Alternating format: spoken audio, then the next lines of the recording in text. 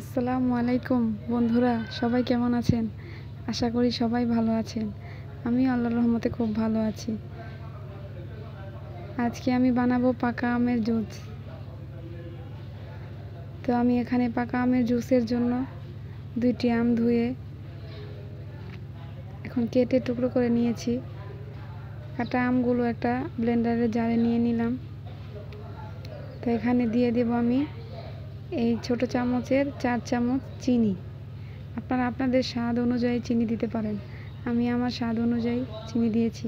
আমটা যদি মিষ্টি বেশি হয় তাহলে চিনির পরিমাণটা কমিয়ে দিলে হবে। এখন আমি দিয়ে দিলাম ফ্রিজের ঠান্ডা পানি 1 কাপ পরিমাণ দিয়ে আমটা আমি ব্লেন্ড করে নিলাম। দেখুন আমটা ব্লেন্ড করা হয়ে গেছে। এখন আমি একটা ছাঁকনিতে আমটা ছেঁকে নেব যেন কোনো আঁশ না থাকে।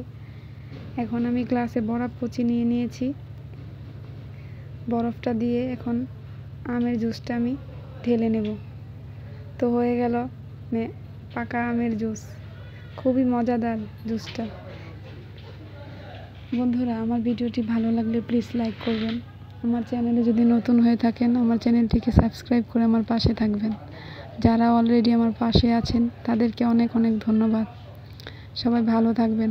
সবাইকে আল্লাহ হাফেজ।